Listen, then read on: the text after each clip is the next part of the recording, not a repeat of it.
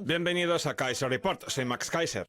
Baltasar Gracián, filósofo jesuita español del siglo XVII, admirado por Nietzsche y Schopenhauer, escribió: «Nunca se ha de abrir la puerta al mal menor, porque siempre vendrán tras él otros muchos y mayores». Eso parecen, ¿verdad, Stacy? Claro que vienen otros muchos justo detrás. Es lógico. Si se abre la puerta a un mal menor, lo normal es que vengan cientos detrás y mucho peores. Se nos meterán en el salón y se comerán a nuestros hijos.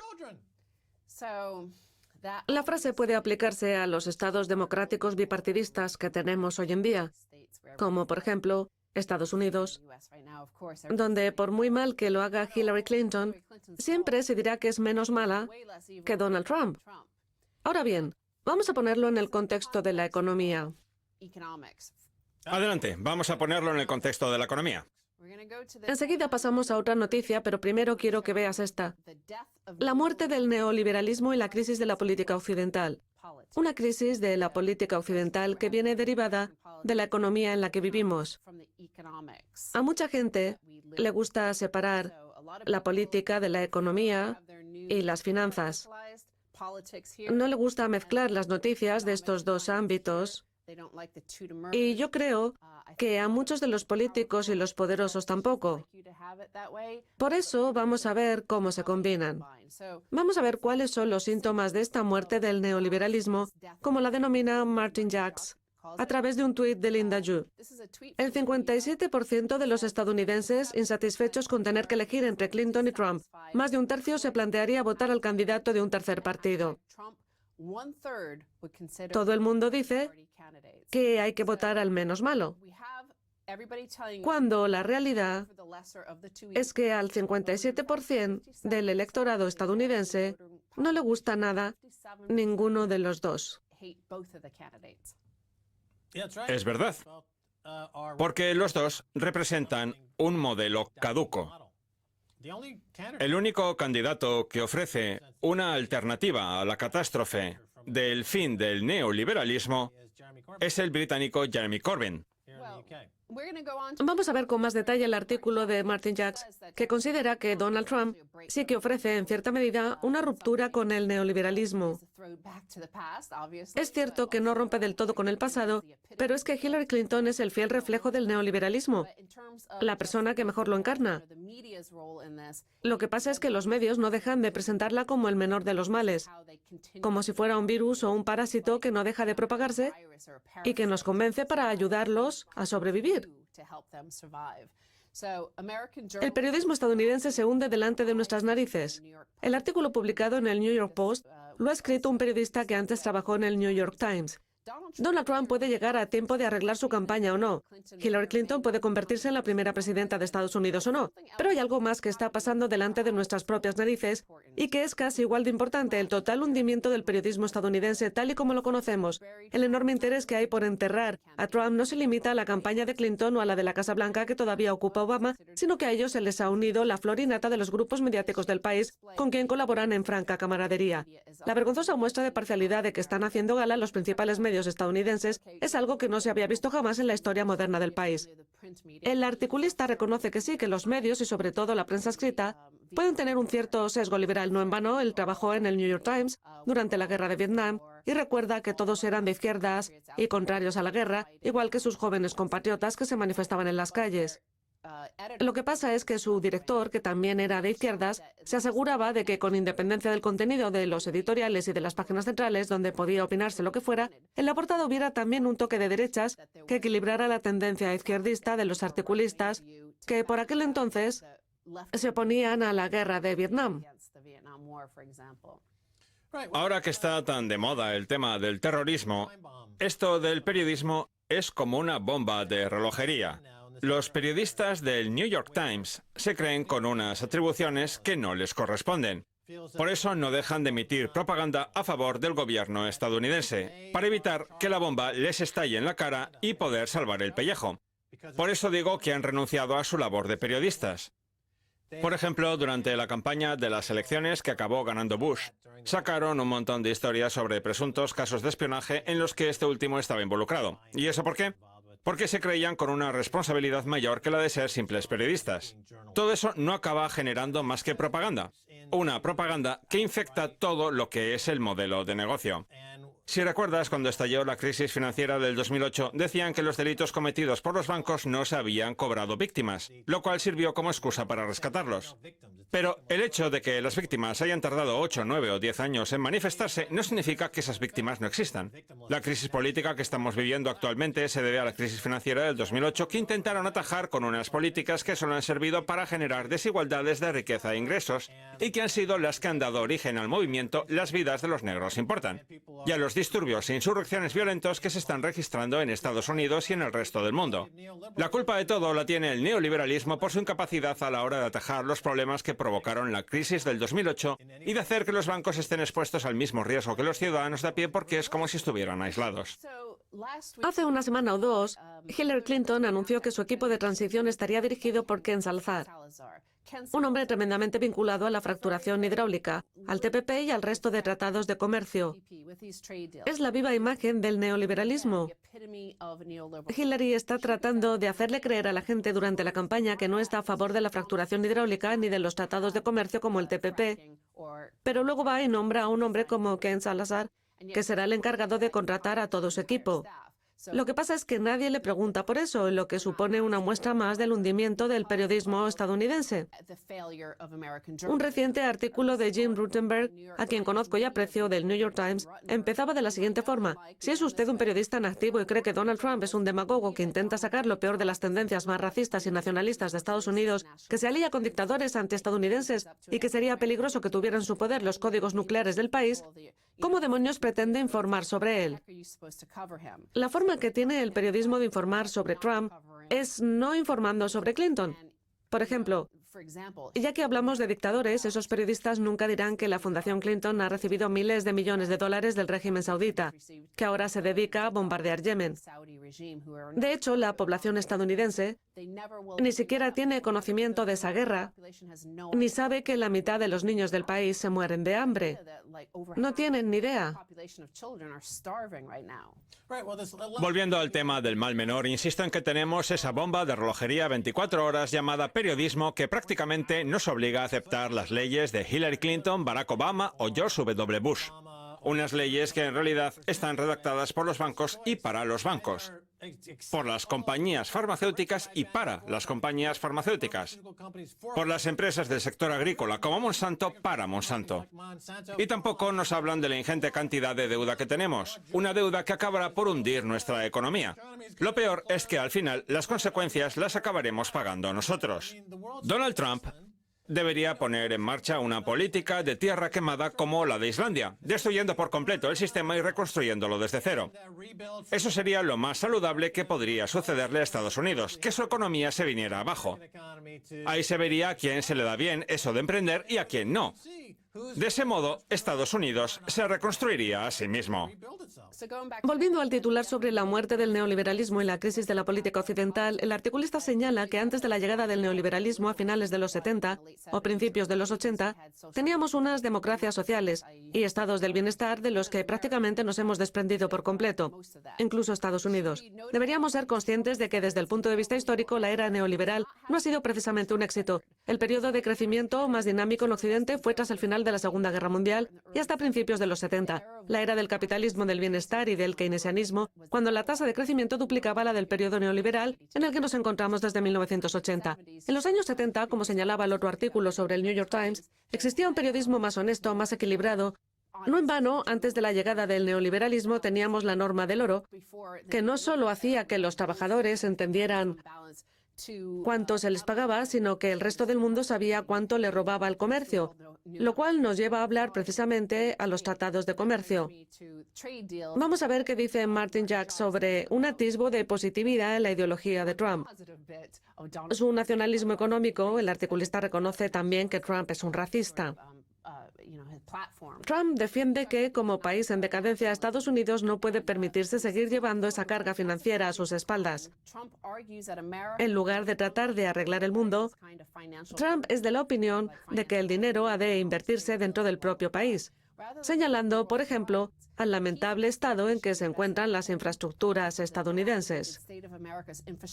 Su postura representa una crítica sustancial a la hegemonía mundial de Estados Unidos. Sus argumentos huyen por completo del neoliberalismo y la hiperglobalización, la ideología reinante desde principios de los 80. Seguro que ese ruido es de algún helicóptero estadounidense preocupado por lo que estamos diciendo de la pérdida de la hegemonía mundial, así como de la ortodoxia en materia de política exterior de gran parte del periodo de posguerra. Estos argumentos deben tomarse en serio, no desecharse sin más por venir de quien vienen. El caso es que Martin Jacks pone de relieve un argumento capital que plantea Trump y del que la televisión estadounidense no se hace eco jamás. El de que Estados Unidos ha perdido su hegemonía y como tal debería dejar de intentar construir un mundo a su imagen y semejanza para ocuparse de sí mismo. Seguramente Trump se lo merezca por no dejar de tuitear idioteces, pero lo cierto es que los medios no prestan atención a sus argumentos. No tratan de equilibrar esa antipatía que sienten por él. Mira, Obama llegó a la presidencia cargado de buenas intenciones. Lo que pasa es que el Congreso le cerró la puerta. El poder del presidente es limitado y el Congreso, que está dominado por los intereses comerciales y de los lobistas, no le ha dejado hacer nada. Donald Trump es de la opinión de que Estados Unidos solo debe ocuparse de sí mismo, pero para hacer cuajar esa idea tendría que franquear la barrera del Congreso, que está en manos de los grandes intereses, las grandes empresas y los grandes bancos. Por lo que la gente sabe perfectamente que Trump no logrará nada de lo que se propone. Mientras que Hillary Clinton, como está financiada por Arabia Saudita y los JP Morgan del mundo, a lo mejor tiene la posibilidad de solicitar que se deje de matar a cambio de dinero, o eso al menos es lo que creen algunos, aunque no tiene visos de pasar. Lo mejor que puede hacer Trump es como en el juego ese que sacabas un bloque de debajo y se derrumbaba todo. ¿Cómo se llamaba? Se me ha olvidado. No creo que los niños se acuerden, es de los años 50. Yo jugaba a los bloques cuando era pequeño. No a la cadena de bloques, sino a unos bloques de madera que venían en una caja y que se utilizaban para construir una gran torre. No sé si se llamaba Jingo o algo así. Sí, la era de la socialdemocracia acabó en un auténtico caos con las calles repletas de manifestantes. La situación actual no es que diste demasiado de la de esa época. Los únicos líderes que somos capaces de ofrecer al mundo rondan los 70 años y encima son de una época anterior. Hacen falta nuevos líderes, nuevas ideas que vayan más allá del neoliberalismo, El Partido Pirata Islandés. que está ganando cada vez más adeptos allí. Stacy, tenemos que pasar a la segunda parte. No se vayan, tenemos mucho más.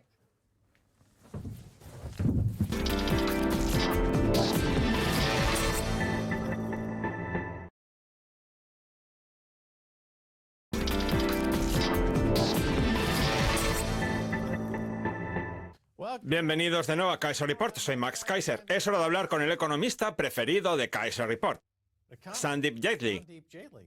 Bienvenido de nuevo. Gracias, Max. ¿Ha visto? Me he puesto unas gafas doradas. Me parece perfecto, me gustan. Ya que vamos a hablar en serio del oro. En fin, vamos a ver un gráfico interesantísimo del que se pueden extraer numerosas conclusiones. Háblenos al respecto. El gráfico refleja la evolución del crecimiento de la renta desde el fin de la norma del oro, tanto para el 1% más rico como para el 99% restante. Efectivamente, en 1971 Nixon cerró la ventana del oro y fue a partir de entonces cuando el 1% más rico se enriqueció aún más si cabe gracias a la financiarización de la economía, que perdió el contacto con los salarios, la productividad y la economía real tal y como la conocemos.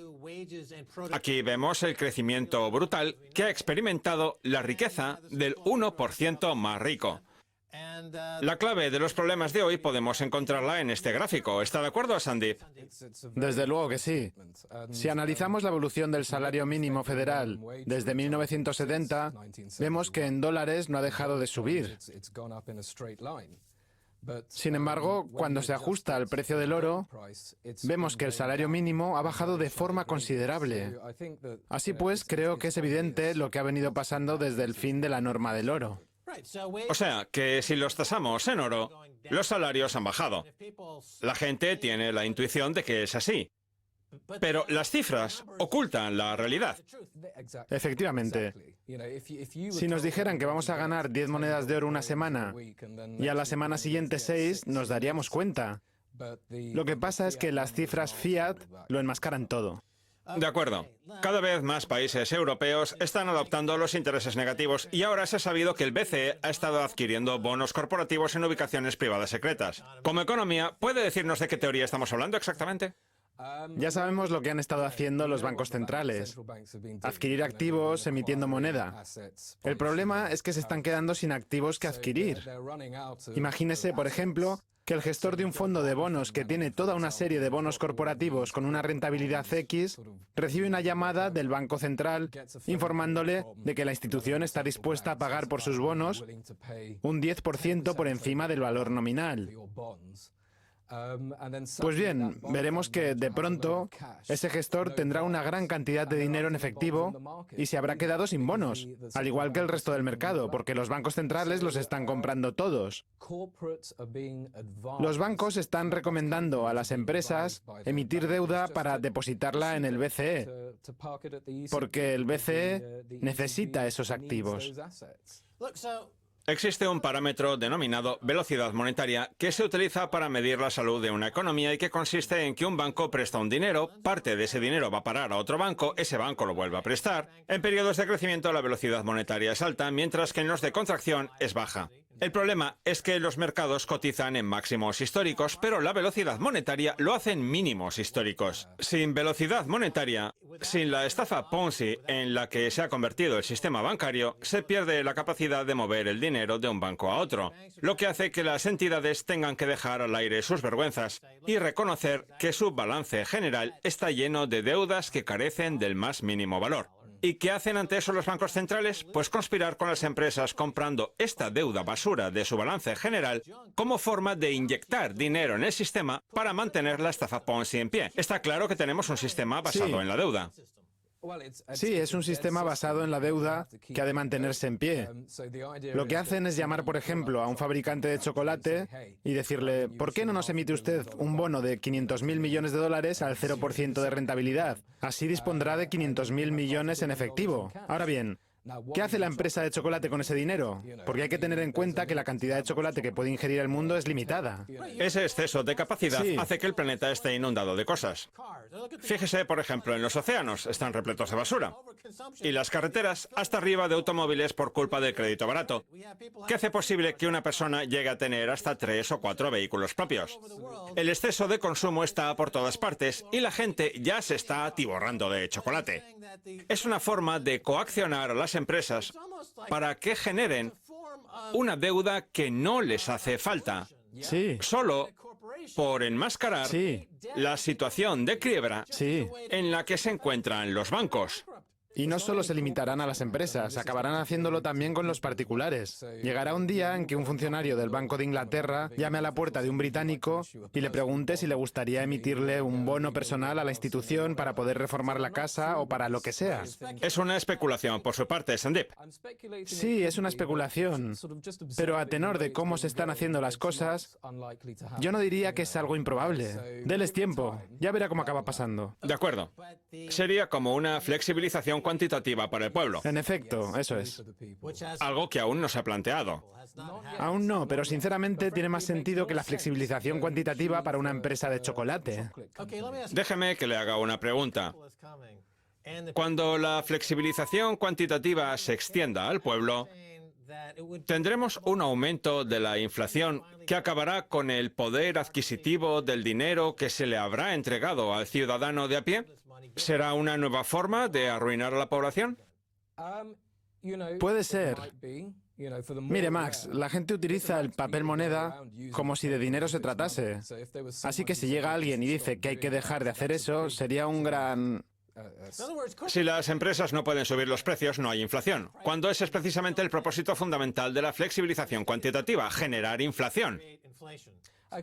¿Qué pasaría si... Siguiendo con el ejemplo de la fábrica de chocolate, si el Banco Central le entrega 500.000 millones de dólares a cambio de emitir un bono, pero el precio del chocolate sigue estando al alcance del salario de los trabajadores y encima esos trabajadores reciben dinero del Banco Central gracias a la flexibilización cuantitativa para el pueblo, la empresa de chocolate triplicará o cuadriplicará los precios, ¿no es así? Es posible. Habrá adelantos y atrasos que se manifestarán de forma inmediata. Lo que pasa es que cuando se implante la flexibilización cuantitativa para el pueblo, llegará un punto en que ya no podrán acumularse más bocadillos, más chocolate, y los estantes se irán quedando vacíos. O sea, que la planificación central de los banqueros centrales está provocando los mismos problemas que los líderes comunistas. Sí. La única diferencia es que en lugar de fijar el precio de los tractores, lo que se fija es el precio del dinero. Eso es. Y el resultado es el mismo. El mismo. Estantes vacíos, revoluciones, descontento social, problemas de cohesión social. En fin, pasamos a hablar ahora de Estados Unidos. Uno de los asesores de Donald Trump, la doctora Judy Shelton, cree que una solución a los problemas monetarios de hoy en día podría pasar por recuperar la norma del oro emitiendo bonos convertibles en este metal. Una propuesta de la que los medios están haciendo todo tipo de escarnio. Europa teme a Donald Trump más que a un nublado, porque parece un personaje nada preparado para ser el próximo presidente de Estados Unidos. Sin embargo, eso no quita para que no diga cosas dignas de llamar nuestra atención. ¿Qué opinión le merece esa propuesta de recuperar la norma del oro emitiendo un bono convertible? Creo que no lo han pensado lo suficiente. Desde 1971 no ha dejado de emitirse basura. Y la idea que propone la doctora Shelton es otorgarle un valor a esa basura en términos de oro. A mí no me parece buena idea. Y a gran parte de la comunidad del oro tampoco. No puede emitirse basura, en primer lugar, porque es ilegal, y otorgarle luego un valor en términos de oro para tener una divisa como tal. Lo que sucedería es que perpetuaría este diferencial de aquí. ¿Quiere decir que lo haría permanente? Efectivamente. A primera vista, la solución puede estar bien, pero cuando se analiza con detalle, resulta evidente que hay que darle un par de vueltas más. Es un intento por recuperar de alguna forma la norma del oro. Yo soy de la opinión de que la norma del oro nunca ha dejado de estar vigente porque los bancos centrales en cierto modo se apoyan en el metal. Así es. Lo único que ha cambiado es el nivel de apalancamiento asociado a ese oro. Sí. Con el transcurrir de los años, la deuda vinculada a ese oro puede aumentar o disminuir, pero el oro no va a parar a ningún lado. Por cierto, veo que nos ha traído una frase muy interesante de Victor Schwietz, del banco Macquarie. Macquarie. ¿Es australiano? Sí. De acuerdo. La frase, que pertenece a unas declaraciones que hizo para The Epoch Times, dice así: las normas del oro regresan tras las guerras, no antes. ¿Qué le parece? Pues que tiene toda la razón. No se puede solucionar un problema que no se tiene a la vista. La rectitud monetaria solo podrá recuperarse si sucede algo verdaderamente importante, lo cual me preocupa sobremanera. No tengo ni idea de qué será, pero...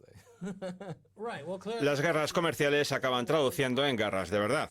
Da la sensación de que los muros de los que se habla en distintas partes del mundo son reflejo de una mentalidad más proteccionista, Sí, que lleva... sí. Me acabo de acordar de otra frase célebre.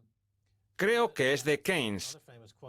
Allá donde no fluye el comercio, fluyen los soldados. Es algo así, creo yo. Sí. Se está hablando de construir muros por todo el mundo. Y eso a mí me parece motivo de preocupación. Nos quedan un par de minutos y me gustaría aprovecharlos para volver a hablar del Banco Central Europeo. El BCE es un vestigio del Bundesbank, un banco que se comprometió a luchar contra la inflación tras la desastrosa experiencia que vivió Alemania en la primera mitad del siglo XX con la hiperinflación, lo cual no quita para que ahora esté financiando a cadenas de donas estadounidenses. Decir que Mario Draghi se ha vuelto un derrochador, es una forma de evitar decir que se ha vuelto loco. Sí, sí. ¿Hasta dónde piensan llegar? Porque aún podrían expandir el balance general otros 5 o 10 billones de euros más. En efecto. Y sucederá antes de que nos demos cuenta. Porque para el BCE lo más fácil es seguir por el mismo camino. Es lo que mejor les viene. Sí.